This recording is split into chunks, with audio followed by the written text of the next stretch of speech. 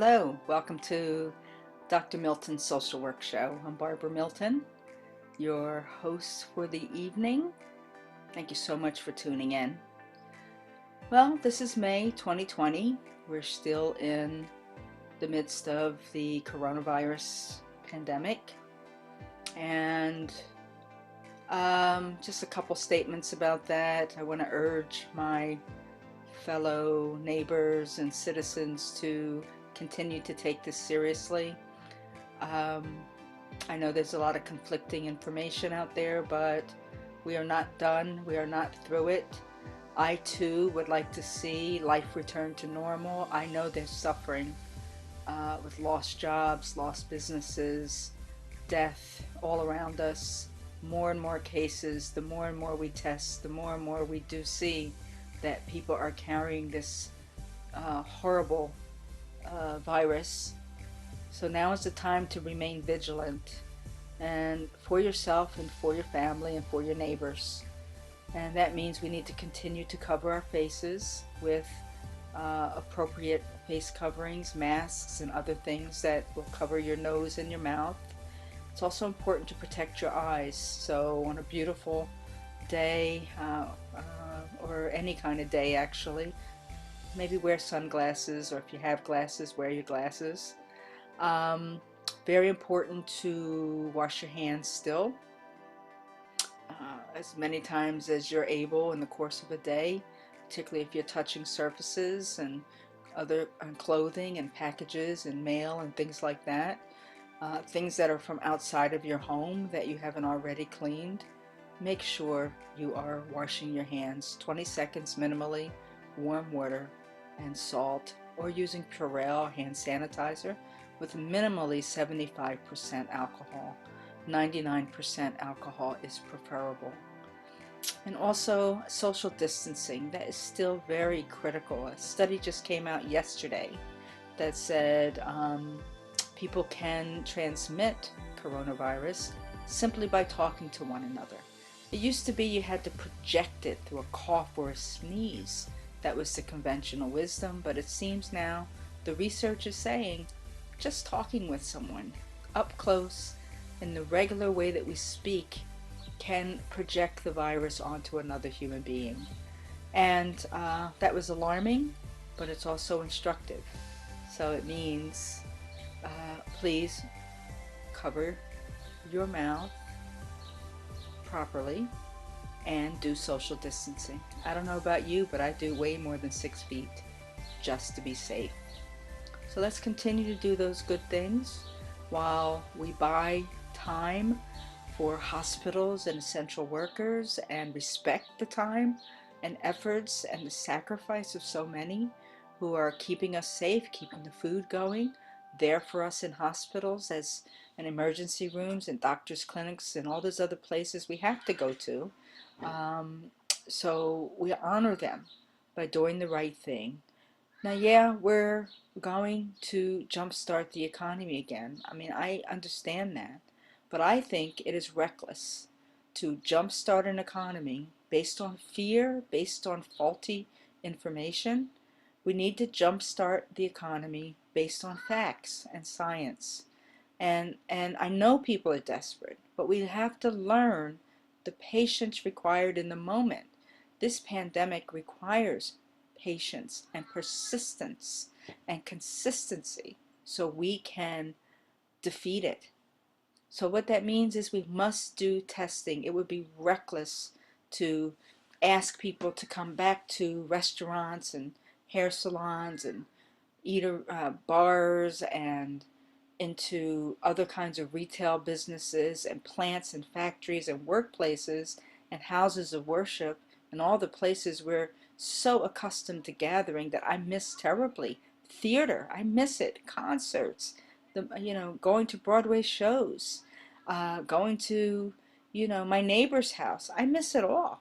I know you do too, but we can't do it uh, under the current conditions we're in, which is there's not sufficient testing. We don't know who's sick. When we know who's sick, not to stigmatize them, because that is happening. And I blame that on the tone and tenor coming out of Washington, D.C. There isn't fake news about the coronavirus. This is a legitimate virus, and it's been so grossly politicized. It's maddening, but the facts are the facts. Um, so so testing is important.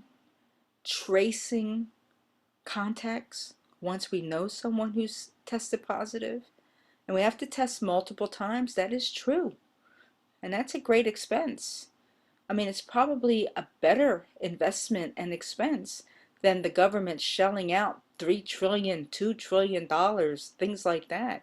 Invest in the testing, the multiple testing that every American citizen needs, so we can trace it, and then we can quarantine people who are actually sick instead of this generalized quarantine, and then put all the safety mechanisms in place at our jobs and our houses of worship and our places for fun and gatherings, right? And that means continuing to do social distancing, continuing to cover our mouths and wash our hands. It means paying attention to the details about transmission. Um, because if we do those things and we're safe, then we can get back to some of the more normal things in our lives. And in the absence of testing, I just don't see how we do it. We're sending people to slaughter. And in my view, that is not the American way. I hope you agree with me on that. I'm always interested in your feedback. I appreciate the emails that I get. Feel free to email me your thoughts, your opinions at drmiltonlcsw@gmail.com. So, so that's all I want to say about COVID-19 today. Stay the course, be persistent, honor the sacrifice of so many. My hearts go out to anyone who's lost someone directly as a result of this coronavirus. Uh, it's just a tragedy, and in my view, a tragedy in a proportion that didn't need to be so. But that's for another time. For today, be persistent, do the right thing, be safe. Um, and I want to turn my attention to something else right now. I mean, this is May 2020, and it is Bladder Cancer Awareness Month. And full disclosure, I am a person living with bladder cancer. And I was first diagnosed in July of 2012. And it was a frightening experience to be told that I had cancer, as it is for anyone who gets that message. So in honor of Bladder Cancer Awareness Month, I am going to talk a little bit about bladder cancer today. Um, I have my bladder cancer t-shirt on. This is the Jersey Shore Walk to End Bladder Cancer. It's usually held in Bradley Beach, the first Saturday of every May, every year. I support an organization called the Bladder Cancer Advocacy Network, and I have their webpage on the screen with me right now. That's BCAN.org, beacon.org, and it is a beacon. It is a beacon of light and hope, and it's got all the information, resources that you need, and I hope I'm introducing you to a new resource that you can use. I walk to end bladder cancer.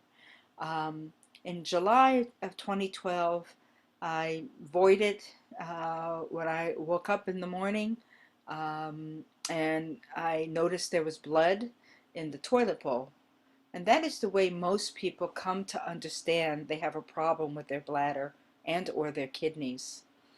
And so I saw that blood and it freaked me out. I mean, I actually saw it prior to that, but as a woman, it gets kind of tricky because, I was in menopause. So I'm like, is this my menstrual cycle? Is this, like maybe that's okay? It wasn't like a lot of blood, but I was well beyond my menstrual cycle. And I was in menopause, and so the blood was extraordinary. It shouldn't have been there. And so I called my primary doctor, who then told me to call my gynecologist. I had some tests done. They ruled out gynecology.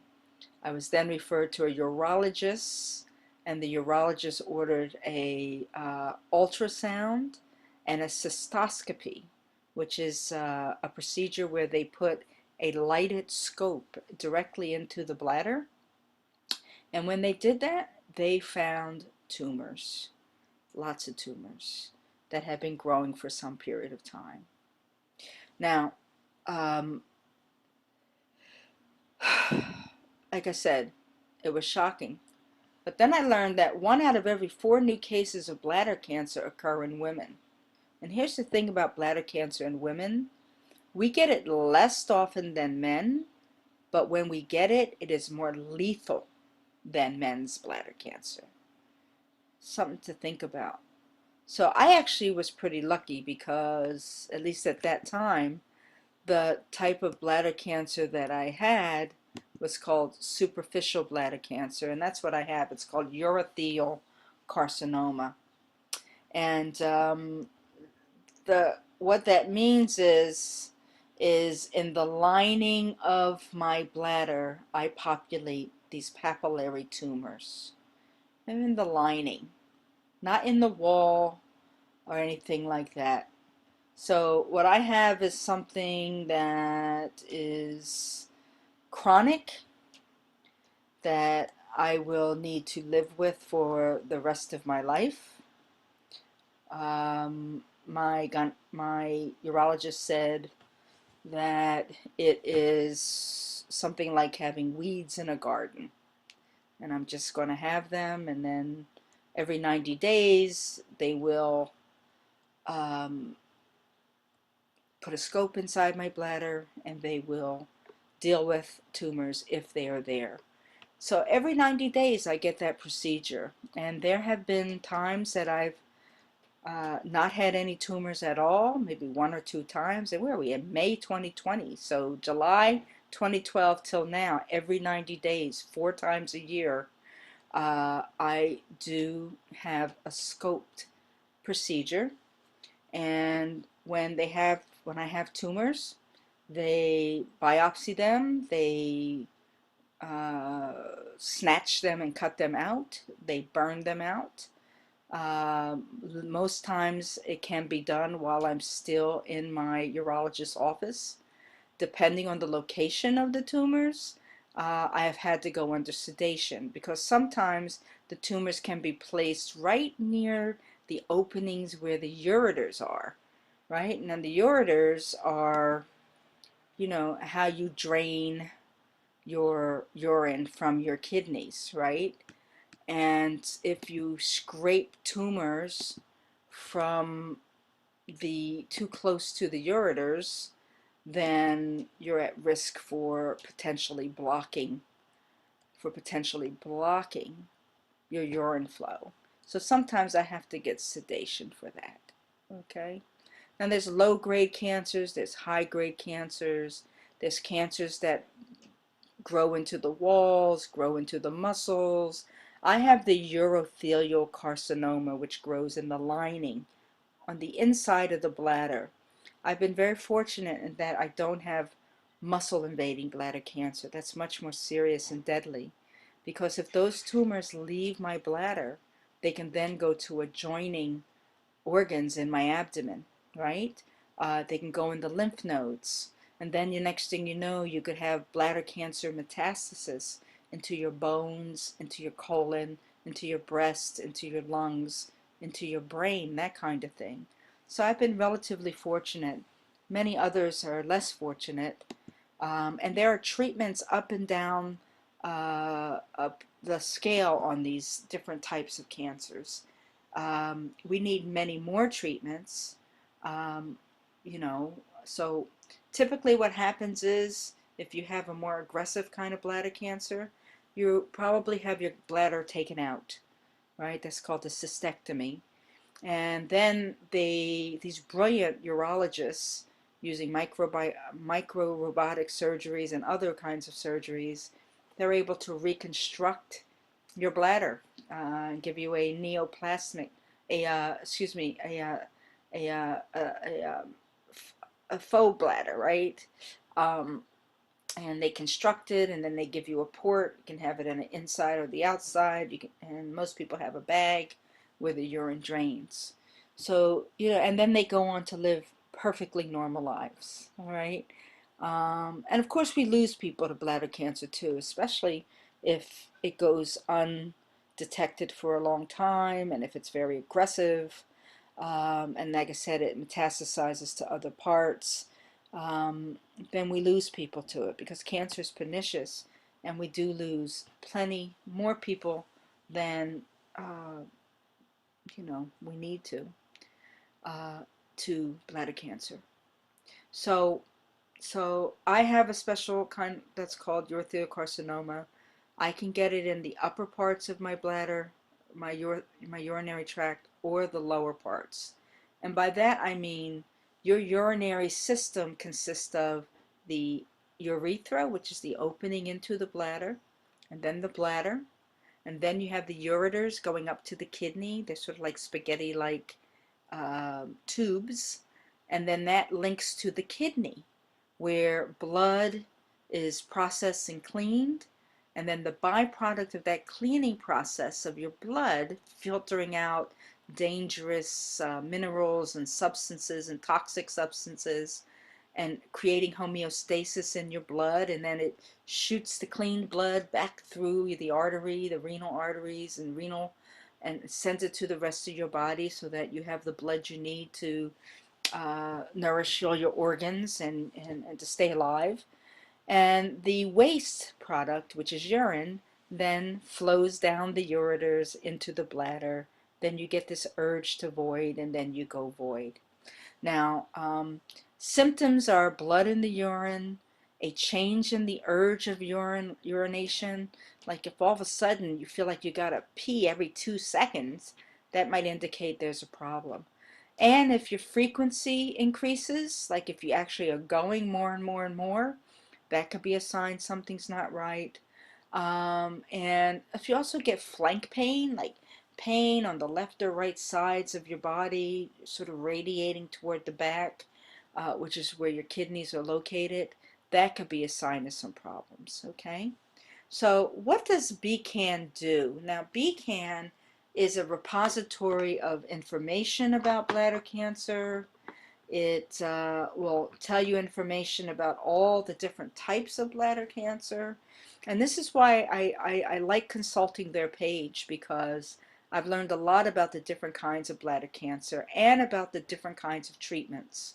So when my doctor said to me, oh, we found a low-grade and a high-grade tumor in your bladder, and we're going to give you mitomycin treatment, I got connected to the information in BCAN.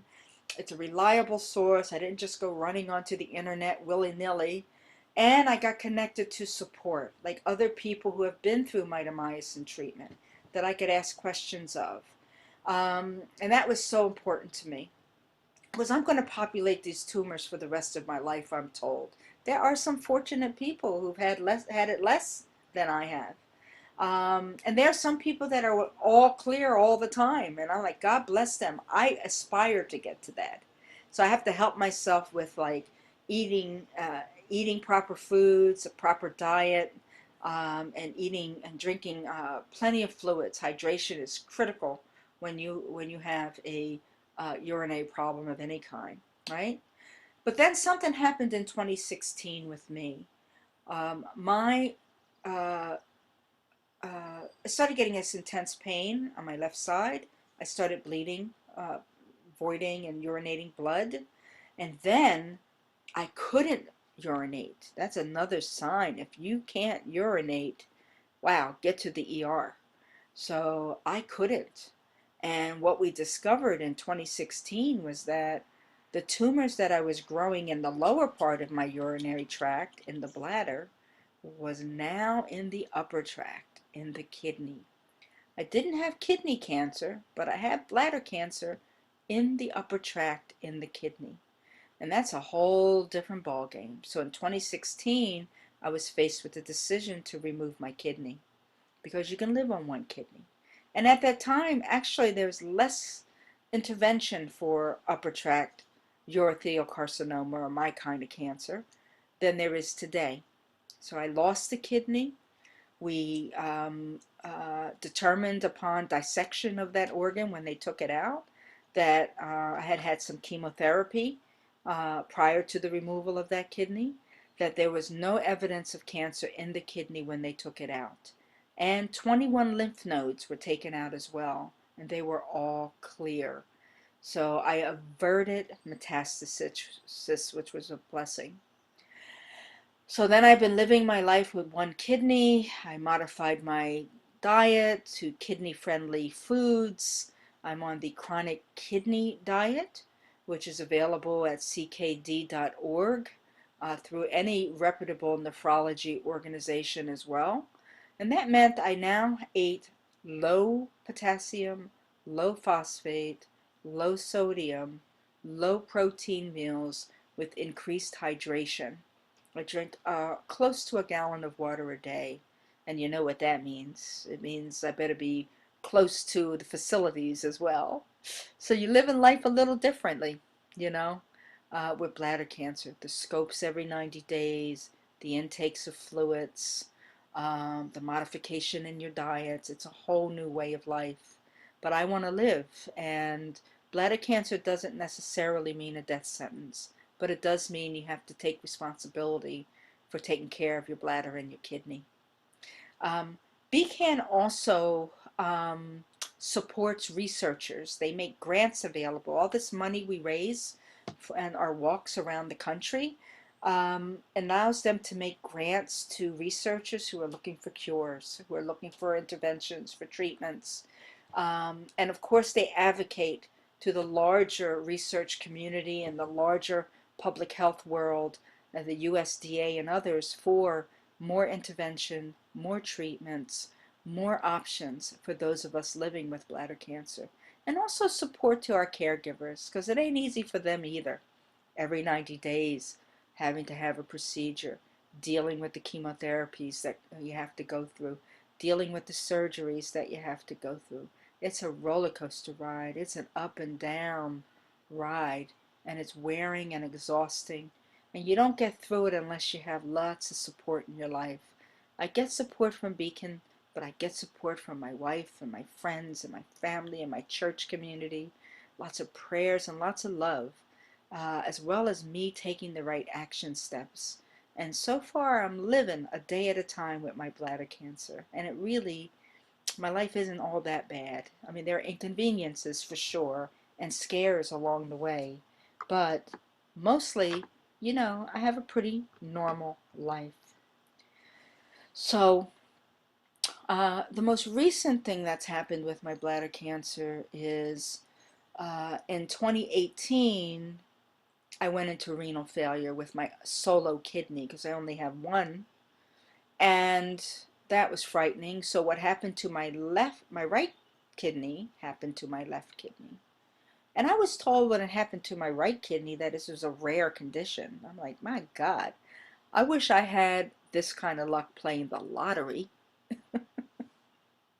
But here as it were, this is the luck I have with bladder cancer.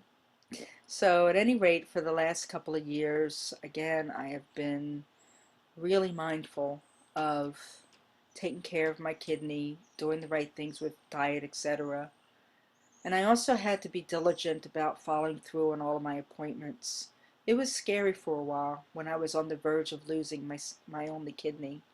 Because if they take this kidney out, which they must, if I have aggressive bladder cancer there, then I'd have to go on dialysis, and minimally for 1 or 2 years, because you can't go on a kidney transplant list unless you're cancer free. And you know the reason for that, right?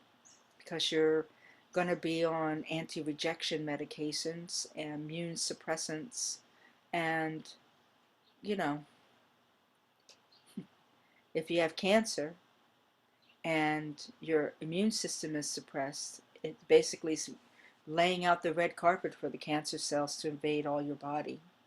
So it's a very delicate situation. We are working so hard to keep my kidney, and thankfully, because of a clinical trial that I enrolled in, in 2018 that was developed by two researchers in Israel using the wisteria plant and the chlorophyll from that plant that was injected into my blood, and using vascular phototherapy, which is basically fancy word for saying using lasers. So the combination of lasers and the chlorophyll of the wisteria plant in my blood, when those blood vessels that are feeding my tumors in the kidney were zapped by that laser, it cut off the supply of food those tumors needed to grow in my kidney. And as of today, here we are in May, I guess it's the 25th you'll be watching this show, of 2020, there are no tumors in my kidney. And that ain't nothing short of a miracle. So I still have bladder cancer. In fact, I just had some tumors scraped out of my bladder in March 24th. No tumors in the kidney, and I'm leading this life every 90 days, showing up and doing what I need to do at my doctor's. Of course, it's scary in the time of COVID-19 to have cancer of any kind.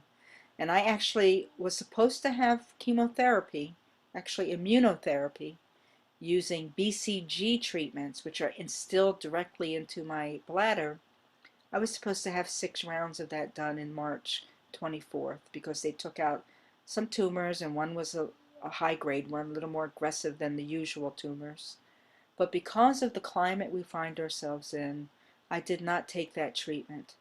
One, because it will lower my immune system, and two, because part of the protocol for using a live virus, which is what they would instill in my bladder, is you have to have bleach. Now, I don't know about you, but I can't find bleach anywhere in the stores. And anyway, and plus, it's not that effective. I mean, I've had BCG treatment. Let's see, I've had 18 rounds of BCG treatment, 24 rounds of mitomycin treatment. I've had a kidney removed. I've had over 150 tumors scraped out of my kidney since July 2012. So it's a pernicious, chronic kind of bladder cancer that I have. And as I said earlier, bladder cancer in women, while we're sort of just starting to, report getting bladder cancer, but when we get it, it's a lot more lethal and it's a lot more pernicious. And I'm just grateful for organizations like BCAN, who are advocating for more trials and more research. And I encourage people to support their good works. Um, and for those of you who are fellow sufferers, hang on, keep hope alive. As I said, hope, hang on, pain ends, and we'll get through it. There are lots of resources for us. Build that support network that you need, follow up, get to the doctors every 90 days like you need to. If you're having problems, call BCAN. Tell them you need help. Tell them you need resources. They're there for you, right? And I've modified my hope anagram. Instead of it being hang on, pain ends, I'm saying hang on, pandemics end. And this pandemic will end. And we will continue to survive bladder cancer. And I'm thankful to organizations like BCAN who are giving hope to so many people. Thanks so much for tuning in today. I wish you a fabulous day, a fabulous week. Stay well. God bless.